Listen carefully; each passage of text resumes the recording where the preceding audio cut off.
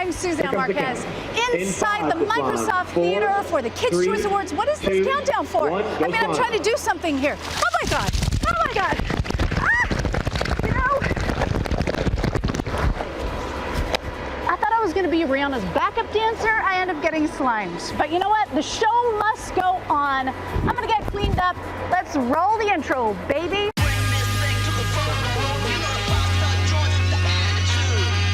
Welcome to the lot. I washed that slime right out of my hair. And on the subject of slime, 1,000 people were slimed at last year's Kids Choice Awards. And this year's hosts, Charli and Nate Burleson, have been slimed multiple times.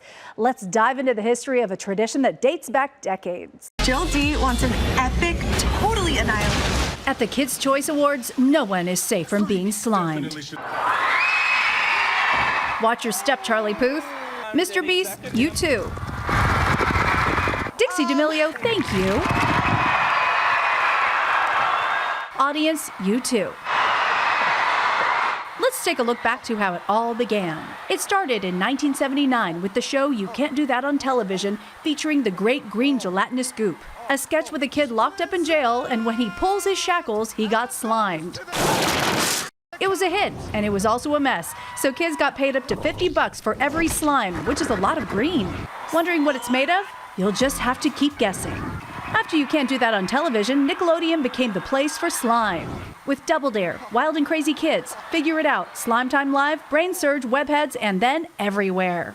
Toys, shampoo, furniture, cereal. Nickelodeon Studios even had a geyser spewing the goo every 15 minutes. But the ultimate sliming happened at the Kids' Choice Awards. Once celebs started appearing on stage and getting slimed, it made it even cooler to look like this.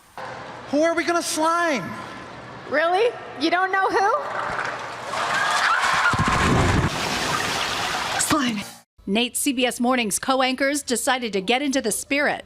We are ready for a little slime time in the studio. Viewers voted on social media to decide who Gayle King would slime. The options are the very handsome Tony DeCopo, Vlad Dutier. Be okay. New dad. Just okay. This is our senior producer, Matt Shelley, and this is the lovely Jerika Duncan. Matt Shelley, have you been rallying all of your friends? Every single person I know. With more than 40% of the vote, Matt Shelley was the winner. Oh, this is nasty. What does that feel like, Matt? Slime? And it turned out his coworkers were not spared. I brought some backup with me. I'm going to step out of the shot. Backup? What do you mean backup? Backup. Let's go, backup. Let's go. No one is safe. And the queen of TikTok, Charli D'Amelio, and the king of CBS Mornings, Nate Burleson, stopped by our studios for a chat with Jamie Yuccas. Kids' Choice Awards. We know there's going to be a lot of slime. Who are you guys most looking forward to sliming? Ooh, that is a good question. You know, there's going to be some big dogs in the building. Yeah, I'm very excited for that. That's the best part of the show, let's be honest. I'm hoping that I can slime my sister. Ooh, that's good. You know? Nothing like a little sibling rivalry. Right? I feel like that'd be cute, and it just like brings us closer together, you know? So she's top on my list. See, I'm going to keep it in the family. I'm going to slime my daughter. Ooh. Yeah, she's been working with me on NFL Slime Time. She'll be in the building. So at some point, I want her to come up on stage. You know, along those lines, what are the differences for you? Because when you're making the TikToks, you're doing it knowing it's going to be pushed out to an audience, but you have control over it. In this situation, you and Nate are getting up on a huge stage for everybody to watch you. What are the differences in what you're feeling? I mean, when I make my content myself, I can reshoot it as many times as I want, you know? This is not like that, but I'm very lucky. Nate knows what he's doing. It's Nickelodeon. Yeah. Something crazy is going to happen. I've been watching Nickelodeon since the 80s, and nothing ever goes according to plan, which is a good thing. That's the fun part of it. Yeah. Well, you and I are the same age. That's right, so you know. And we've talked about it before. Of course. I mean, how big of a deal is it that you get to host this show? It's unreal. I remember shows like You Can't Do That on TV or Double Dare. This is the 80s. You know, I'm an 80s baby, raised in the 90s, influenced by the 2000s. And now I have kids that are 18, 16, and 12, which means I've seen every era of Nickelodeon. So for me to be hosting, it was great news. So who are you looking forward to seeing? BB Rexha Yeah. is performing. We all love her, right? She's one of the biggest artists in the world, but at the same time, it would be great if we get to slime her, though. Oh yeah, she was actually the first person when I started to gain a following on TikTok to reach out to me. And Really? that's very special, and she's always been kind of a mentor, big sister to me, and I love her from the bottom of my heart, so I'm so excited to get to watch her. Well, it sounds like you might have to protect her from being slimed. Oh, no. Oh, no, you're still going in. Oh, yeah. You're still going in. Okay. I can love her, but still, it's an honor to be slimed. All right, now to movies. Michael B. Jordan steps back into the ring for Creed 3, and I talked to the cast of the film in theaters now. The higher you get, the harder it gets. In Creed 3, Adonis Creed is on top of the world, and the man who plays him, Michael B. Jordan, is at the top of his game, going behind the camera for the first time to star and direct. I played Adonis 3 times now over the past 9 years, so this is it's very satisfying to step behind the camera and direct. It's really hard to articulate because it's such a new feeling, it's such a new position to be in, and the sense of pride that you have for your crew and your cast, and everybody that it takes to make this film. It's really special. How long have you known each other?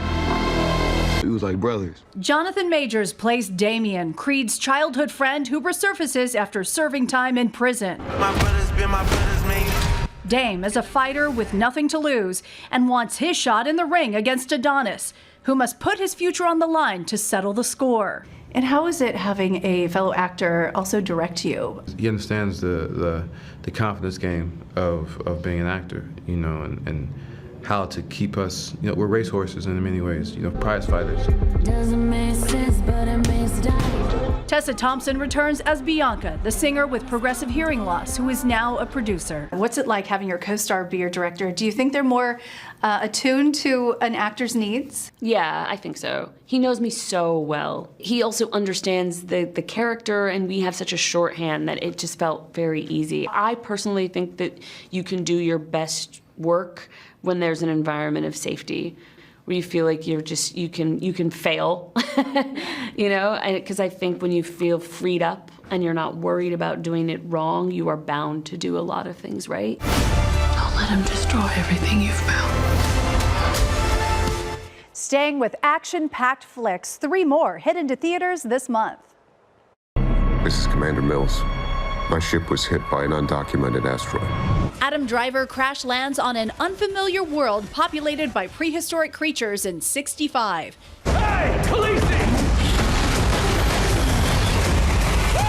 Billy Bastion and his superpowered siblings are back in Shazam! Fury of the Gods. The sequel to the 2019 DC movie flies into theaters March 17th. I'm going to need a gun. Welcome back, Mr. Wick. Keanu Reeves returns as the well-dressed assassin in John Wick Chapter 4. The contract goes out March 24th. We're thieves, but we help the wrong person steal the wrong thing and unleash the greatest evil the world has ever known. Chris Pine and Michelle Rodriguez will have to make choices during their adventure in Dungeons & Dragons: Honor Among Thieves. The game begins March 31st. All right, now moving on to Linoleum. Comedian and CBS Sunday contributor Jim Gaffigan stars with Better Call Saul star Ray Seahorn in a touching movie about relationships and how they change. My daughter's 4, my son's 2. I tell you, it's exhausting watching my wife do all that work. Jim Gaffigan is a 3-time Emmy winner and 6-time Grammy nominee. As a comedian and contributor to CBS Sunday Morning, often grumbling about being an outnumbered father of 5. My 3-year-old's now 4. I also have a 9-year-old and an 8-year-old and a 2-year-old and a 1-year-old. I have 5 kids. I used to have more, but I ate them. And his latest role shows off his acting chops. My dad used to always say, there are 2 kinds of people in the world, Cameron. Astronomers and astronauts. In Linoleum, Jim plays Cameron, a depressed scientist with dreams of being an astronaut, but ended up as a failing host of a kids' science show that airs at midnight. You look like a younger, better-looking version of me. You don't believe me, do you? It's a really crazy story, Cam. Ray Seahorn plays his wife, Erin, who thinks Cam is having a midlife crisis and has started divorce proceedings. I thought the script was so great, and I was really interested in playing it, but I had to play it once I talked to Colin West, the writer and director.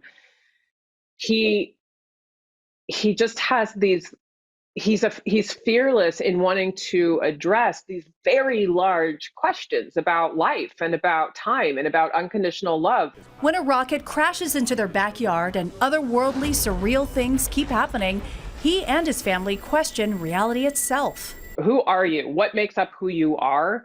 And what makes up the portrait of the person that's sitting across from you that you love? And how do other people see you? How do you see them? What is the reality there? Like how you are defining yourself. Linoleum was shot during the pandemic, so Ray and Jim's family became close. And she says Jim's family life is as wild and blissfully happy as it seems. Jim's family is amazing. A couple of his kids are in the movie. And I love Jeannie, his wife, and they kind of adopted me on weekends because they had they were renting a house up there and I couldn't get home to LA. So I spent a lot of time with his whole family, which was just the best circus you've ever seen. They are just so amazing and lovely, and I don't know how Jeannie pulls it off. More star-studded movies are coming your way with flicks the whole family can enjoy. Oh my God. Is anybody else seeing this? Yeah, I'm seeing it. Be careful. Death lurks around every corner. Disney has released the first teaser trailer for Haunted Mansion, its latest stab at a movie based on the classic theme park attraction. Prepare to be scared when it hits theaters July 28th. You made me something once, Doc. You can do it again. It is my destiny to win the heavyweight championship belt again. Getting into shape for Big George Foreman, the miraculous story of the once and future heavyweight champion of the world, opening April 28th, was different for Chris Davis than for most big screen boxers. I didn't wear a bald cap. I cut my hair. I did gain weight, and I gained all the weight myself. Ate 7,000 calories a day to gain the weight. Yeah, 50 pounds in 5 weeks. My name is Abby Jackson, and I'm 15 years old. I've been studying this space since I was 8. The whole reef will be gone. We'll see about that. Blueback is about protecting the environment and family relationships. This Australian drama is based on the Tim Winton novel. Blueback is in theaters now. Now, if you're ready for a good scare, there's a new remake of Children of the Corn. I chatted with director Kurt Wimmer and the star of the movie, Kate Moyer, who was just 12 when they filmed. Prepare to witness the horrific rise of the next generation of evil. The 11th installment of Stephen King's Children of the Corn is set in the present with a timely twist. Genetically modified seeds for corn have caused all of the town's crops to die. I know, it sucks. So hard sometimes you can hardly breathe. And greed takes priority over the future of the land. Brace yourself. Leading to a child-led massacre as the children see the hopes for their own future dry up as well. You know, the fact that we adults are running the earth into the ground and, you know, making policy decisions about a future that we're not actually going to be in, and the kids don't get a say. I think that is important, and therefore I think that Stephen King's original template is very valid for different generations to tell different versions of the same story. It's really related to how things are like right now. There's decisions that adults are making that are affecting, you know, the economy and the environment and all this stuff. And I think the way that it was written, it's not like in your face where it's like, oh, this is the message of the film, where it's more like there's murdering, but it's more like the reason why.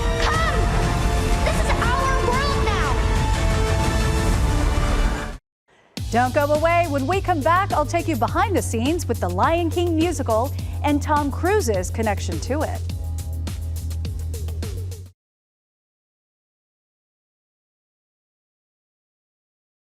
Welcome back to The Lot. Now to TV. The Late Late Show with James Corden is planning a big goodbye. The final show is April 27th, and James is preparing to sign off in a big way. Welcome to the Late Late Show.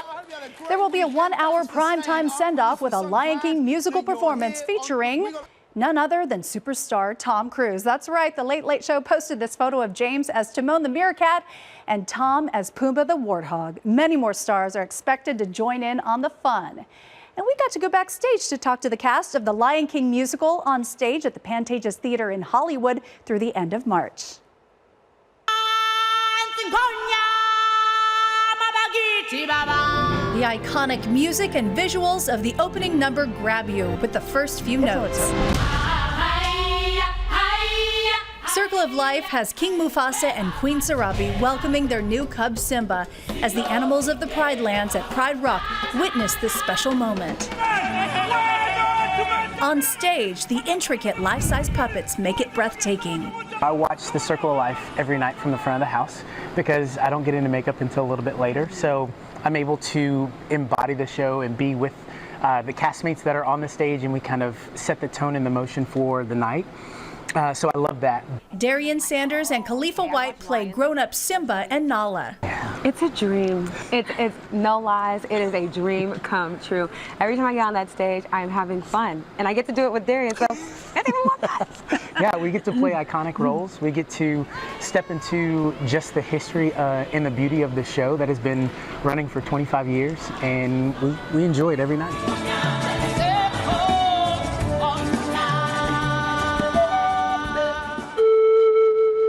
Darlene Drew plays a treasure trove of flutes from around the world to set each scene of the Lion King musical. They kind of mirror some of the characters in the show. For example, appropriately, the tiniest one is what I like to call my young Simba flute.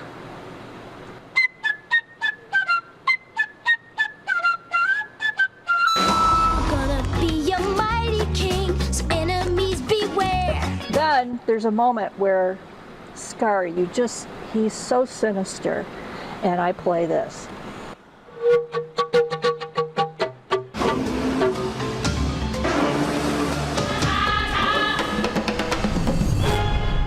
Do you have a favorite flute to play in The Lion King? Oh dear, you know, they all keep me pretty humble. I can't get too like, oh, I can play you, then they might say, So they you know, we have a nice relationship going with each other. Influencer Chris Olsen was named TikTok's sexiest man by People magazine in 2020, and millions of people have watched him deliver coffee to lots of famous faces. And he sat down for some Java with our Jamie Yukas. What do you think you're gonna get? Well, I usually get the same thing every time, no matter where I'm at. What is it? It's a vanilla iced latte without milk. Chris Olsen has racked up more than 10 million followers on TikTok since 2020. Hi, my name is Chris Olsen. The one constant piece of content? Have a good one. Coffee. We met Olsen for a cup. I like the homey vibe. At the Ugly Mug in Burbank. The afternoon coffee is for enjoyment. Yes. The morning coffee is for necessity. It's not often you get him to sit down. Olsen is usually delivering coffee, sometimes across the country to different celebrities, like Elvis star Austin Butler. Great work, Austin. Yes, I did. Just for you. Nickelodeon protege JoJo Siwa. What is this? Coffee. Vice President Kamala Harris. Hey, Chris. Hey. Hi, I brought you both coffee. And Meghan Trainor, who's become a good friend. So we have to set the record straight on something. You and Meghan Trainor have not been friends since childhood. We have not been friends since childhood. That was another one of the ideas. I delivered her coffee, and another one I was like, well, if this goes well, maybe we can say we're like childhood friends, and like that could be a funny little like prank we can pull on TikTok. And we have the same birthday. You do? We have the same birthday. So it just became this thing where it was like, yeah, let's say this. And then very quickly we also debunked it. While Olsen is now a full-fledged TikTok star, he didn't start posting to the site until a month into the pandemic on April 11th, 2020. I remember in the morning it had like 3,000 views, and I was like, wow. Wow, this is it, I guess. Like, okay, it's beginning, like it's happening. It was like 2 weeks where everything went from like it was just a fun little app to it was suddenly like a job that I was doing, and I had signed with a manager, and I did a brand deal for my first time. He had been a junior at Berklee College of Music, studying musical theater when the world stalled. Some of his most popular videos now are of his music collaborations. I remember when I lost my mind. It's not the best idea. Only when I'm alone. I wasn't cast in a movie. I didn't get a TV show. It's because I just decided to use the device that we all have, and somehow people were like, we're gonna keep watching you. And now I live this life where I can't, like, it's so unbelievably surreal to me that I get to do these crazy things, all because of my phone. Like, it never ceases to amaze me. Olsen also authentically revealed his journey with therapy, hoping it would help others open up during dark periods. But I honestly feel like I need to cry. But you're very open about going to therapy. Yes. And how beneficial therapy has been to you. Yep. Why put that out there? It's become a really lighthearted part of my life. We get deep all the time, but it's never something that I feel like is this deep, scary thing. I also find it very helpful to watch them back. Charli D'Amelio ended up coming up to me at an event and was like, thank you so much for your therapy videos. That's what helped me get back into therapy. And when we come back, a music superstar severs ties with social media.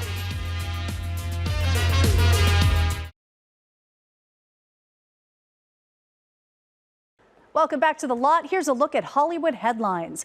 Billie Eilish is taking a break from social media. The Grammy Award-winning singer has deleted all apps from her phone and tells Conan O'Brien on his podcast she doesn't like seeing videos and posts about herself. She recalled one video watching someone call her a horrible person and says it's a big deal for her because she is a self-proclaimed internet kid. She also said she believed everything she reads on the internet, even though she knows some of it wasn't true, so it wasn't healthy for her. Okay, there goes our hero for fighting hunger. Foo Fighters frontman Dave Grohl switched out his guitar for a smoker in an act of kindness. According to the LA Times, Grohl showed up at Hope the Mission's Trebek Center in Northridge to smoke meats for more than 450 unhoused people. Grohl didn't let the rain dampen his heart of gold and worked for 16 hours straight and overnight to make sure the food was cooked to perfection. During his downtime, he'd sneak in naps and say hello to fans. Well, Chris Rock has a new Netflix special delivering exactly what audiences want to hear. His take on last year's Oscar slap, of course. He spent the last year touring and testing out jokes on the moment that left everyone shocked. But this is the first time most people will get to hear about it right before the Oscars.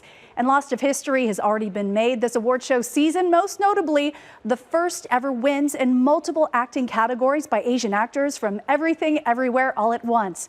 But those historic wins have also decided the fate of something unique this award show season. According to Gold Derby, this will be the first time in 20 years no actor will sweep their category in all the major award shows, which includes the Globes, Critics' Choice, BAFTA, SAG, and the Oscars. Kate Blanchett was the only one left who could win all major acting awards, but Michelle Yeoh took home the SAG for Best Performance by a Female Actor in a Leading Role. The Oscars are still sure to be a big night, though. They are Sunday, March 12th. Courtney Cox! It was a bit of a Friends reunion in Hollywood as Courtney Cox received her star on the Hollywood Walk of Fame. The actress was joined by her former castmates and real-life friends Jennifer Aniston and Lisa Kudrow. Cox starred as Monica Geller on Friends, and her star is just a few feet away from Aniston's Walk of Fame star. Well, Jamie Lee Curtis says she will reunite with Lindsay Lohan for a Freaky Friday sequel. Those are her words to a Variety reporter. She says it's going to happen. Without saying there's anything officially happening, I'm looking at you in this moment and saying, of course it's going to happen. On Valentine's Day, she posted a photo of her with Lindsay on Instagram with the caption, "It's Friday, I'm just saying, freaky fingers crossed." Lohan commented with emojis of crossed fingers, a smiley face with heart eyes, and 2 hands up. Here's hoping Disney greenlights the project. Well, that's a wrap for this episode. Thanks for watching. I'm Suzanne Marquez. See you again next week on The Lot.